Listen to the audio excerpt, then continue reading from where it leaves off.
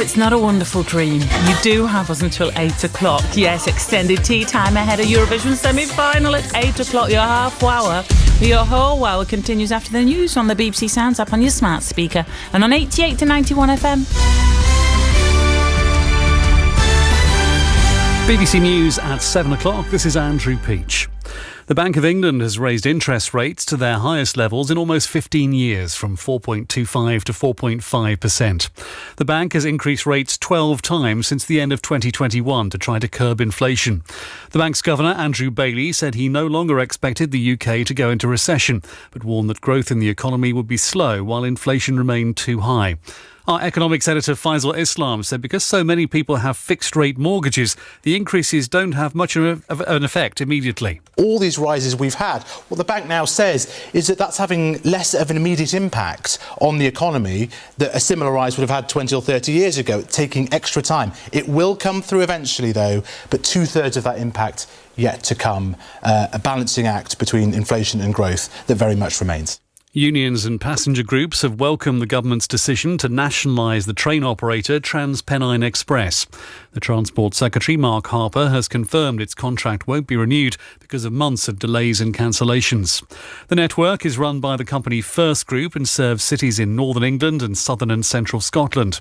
The editor of Rail magazine, Neil Harris, says the decision won't automatically lead to improvements. What we've got to hope for is that the fact this has happened shifts some attitudes. The unions have always wanted nationalisation, and now they've got it. And therefore, there is an opportunity now for, as the Transport Secretary said, to reset the whole discussion. Israeli officials say a rocket fired from Gaza has killed a man in the city of Rehovot, south of Tel Aviv. The Palestinian militant group Islamic Jihad said another of its senior commanders has been killed in Israel's latest airstrike on Gaza.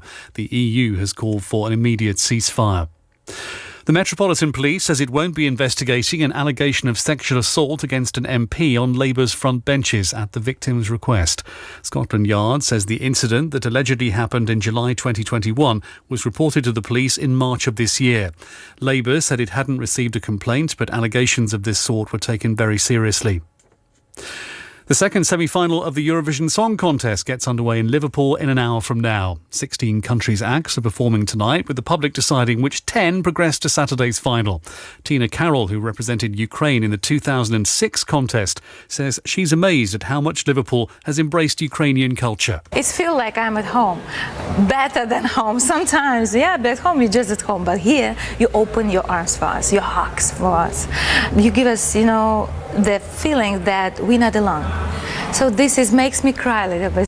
The weather forecast: showers fading away for most areas, leaving a largely dry night. Eastern parts will have a few spots of drizzle with fog spreading inland. Overnight lows of 7 Celsius in Belfast, 8 in Edinburgh, 9 degrees in Cardiff and London.